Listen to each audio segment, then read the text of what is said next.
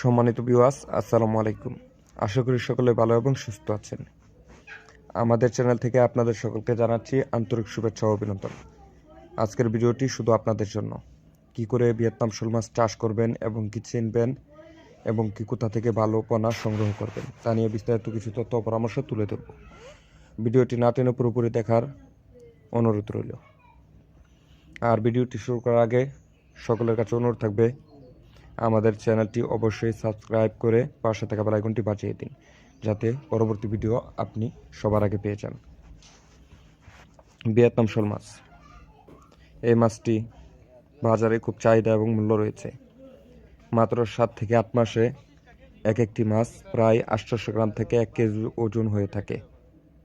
তাই আপনি এই মাছটি খুব সহজে চাষ করতে পারেন, যে কোনো ছোট বড় পুকুর এবং কি হাউস ট্যাঙ্কিতে এবং কি বায়ুফ্লকে খুব সহজেই এই মাছটি চাষ করা যায়। মিশ্র এবং কি একত্র চাষ করা যায়। সবচেয়ে ভালো হয় একত্র চাষ করলে, কারণ এটা রাক্ষস প্রজাতির মাছ।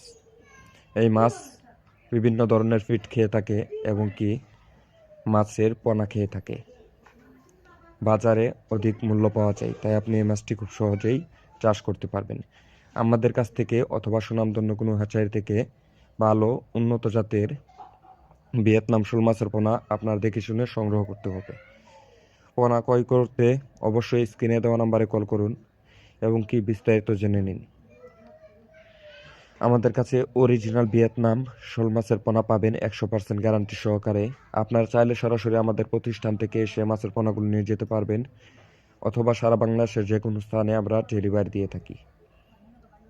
100% অরিজিনাল ভিয়েতনাম শোল মাছের পোনা।